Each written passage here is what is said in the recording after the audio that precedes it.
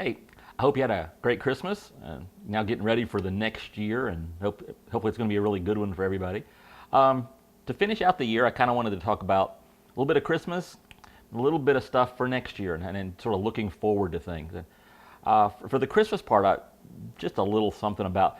I don't know if you know that there's not as much in the Bible about Christmas, Jesus' birth, as most people think. Most people think there's this whole thing with all kinds of stuff, and it's only in a couple books, Matthew and Luke. There's hardly anything that's in both stories at the same time, both books at the same time. And just tons of stuff that you think, like how many wise men there are, and just all kinds of details, just aren't there. And what that does, one of the things that does, is it puts a spotlight on what did make it in. Because there's so much that's not there. How much did he weigh? How old was he when the wise men showed up? Just all kinds of stuff. It's not there. The stuff that's in there gets a new importance. And what the writers under God's Spirit chose to put in there has a lot more power. Like for instance, we're so used to the story, we don't think about the fact that the first people they announced it to are a bunch of shepherds. Because if I say shepherds to you, the first thing you think of is the nativity, right? You don't really think of actual shepherds. You think of kids in towels, right? That's what you think of.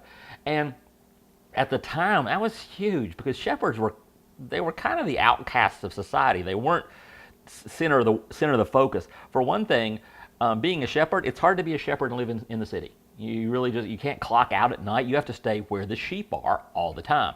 And so you're kind of out of the main part of culture to start with. And then sheep are dirty and kind of nasty, and there were a lot of things associated with being a shepherd that meant you were excluded from worship too. A shepherd normally couldn't go to the temple very often because so many things that he had to touch on a daily basis made him unclean. So the fact that God chose us right off the bat to put shepherds in the focus and say these people are being invited to God, that's a deal. Even if you just start at the very beginning of Matthew, that Matthew starts out with this really weird thing. It's a genealogy. Let me read it to you real fast. It's fascinating.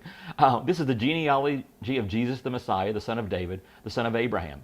Abraham was the father of Isaac, Isaac the father of Jacob, Jacob the father of Judah and his brothers, Judah the father of Perez and Zerah, whose mother was Tamar. Hey, that's a woman, first one we see. Perez the father of Hezron, Hezron the father of Ram, Ram the father of Amminadab, Amminadab the father of Nahshon, Nahshon the father of Salmon, Salmon the father of Boaz, whose mother was Rahab, another woman, Boaz the father of Obed, whose mother was Ruth, third woman, Obed the father of Jesse, and Jesse the father of King David. David was the father of Solomon, whose mother had been Uriah's wife, four women. Now, two things that just to point out to that. Number one, if you're going to be having a baby in 2018, there's you an awesome list of names. I mean, there are not enough Amminadabs in the world. Jump on that. Second thing, it's fascinating the four women they choose to put in there. I mean, we start out with the one, you never heard of Tamar, but you've heard of Rahab if you're raised in church and Sunday school and all that. You know Rahab, and I say Rahab and you go, harlot? Yeah, Rahab the hooker, Rahab the prostitute. She made the list, okay? Then there's Ruth. Ruth was a Moabite.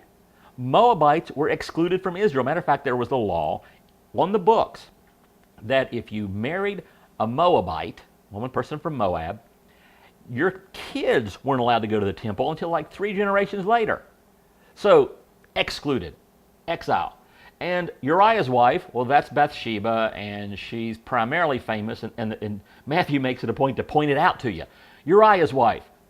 Wait a second, David had a kid with Uriah's wife? That doesn't sound right, does it? No, because Bathsheba is mostly known for committing adultery with David.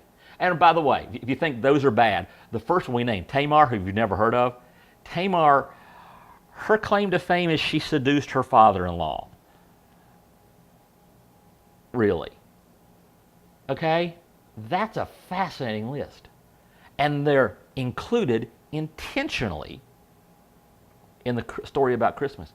And when Jesus gets going, he doesn't change that whole thing about exiles and weirdos and people you wouldn't normally have. Like in the Gospel of John, one of the first people he really interacts with is this woman in Samaria who you wouldn't have over at your house to watch your kids because she's got a habit. She's been married a whole bunch of times, living with somebody who's not her husband, and she's Samaritan, so she's an outcast politically, socially, morally. She's like the wrong woman, and Jesus like intentionally goes and spends time with her.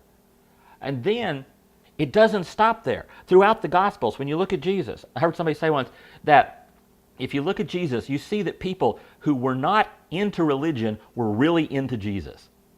And he sought them out. He's always going out. He gets his 12 primary followers, and are a bunch of fishermen who are kind of like shepherds, a bunch of fishermen, and a tax collector or two, and rebels. It was just like, excuse me, Jesus, did you not have any first-round draft picks? Because what you got is just this rabble. What are you doing? And his entire life is like that. It's the people you're not expecting. You know, he's letting hookers anoint his feet. He's just crazy. And the early church seems to have caught that same weird bug, that same virus, because early on there's a guy named Philip, and Philip's given a high leadership position in the church. He's an early deacon, and an evangelist. He's like one of the most important people in the church. And God grabs him, God's Spirit grabs him, and takes him way, way, way outside of town to reach an Ethiopian eunuch. Okay, let's unpack that. Ethiopian. Probably not Irish in the way he looks. Doesn't look probably Jewish either.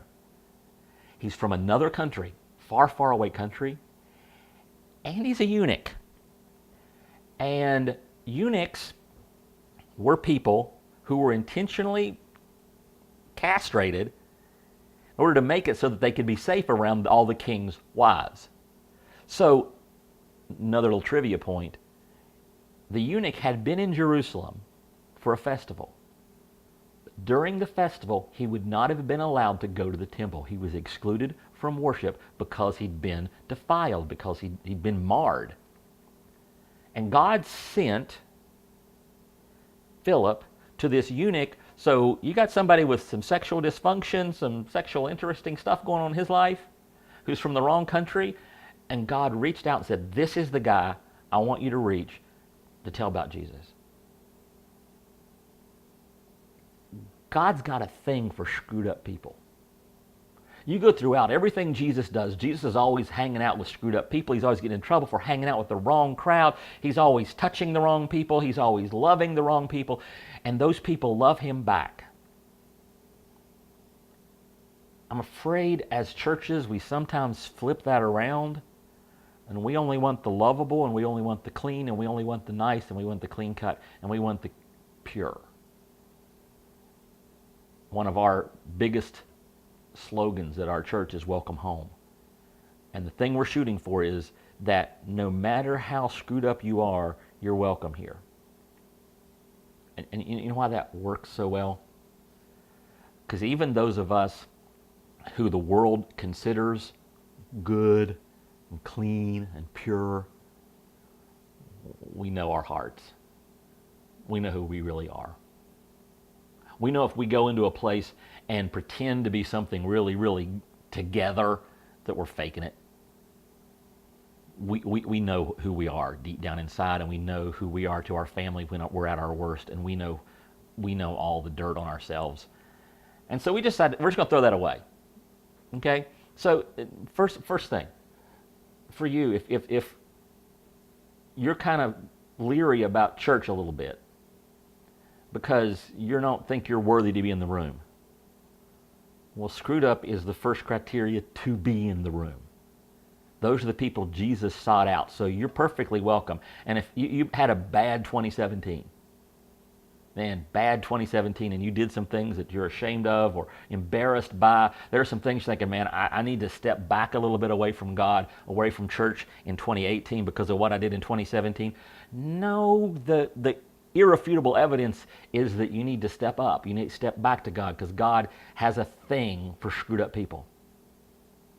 Second thing, if we claim that we're God's people, we should have a thing for screwed up people too. If we're going to say that we're people who are being like Jesus, if we're little Christs, if we're Christians, then we should mirror him. We should live in such a way that the people who don't like religion like us, we should live in such a way that the people who are scared to death, people are going to find out their secrets, find out we don't care about their secrets, that we love them anyway. And I want this to be a year, 2018, as I get ready to roll over to the next next digit. Be a year that I, as a person, as a Christ follower, as a man, as a husband, a father, a grandfather, that I love people better this year. And I love the ones that are harder to love, not just the easy ones, but I intentionally go out of my way to love the people who are harder to love. And I would challenge you this year. Instead of regressing back into yourself, instead of trying to pick and choose, that you look for the people that are hardest for you to love and you love those people. And I challenge you, let's all make 2018 the year we love people more than we ever have before.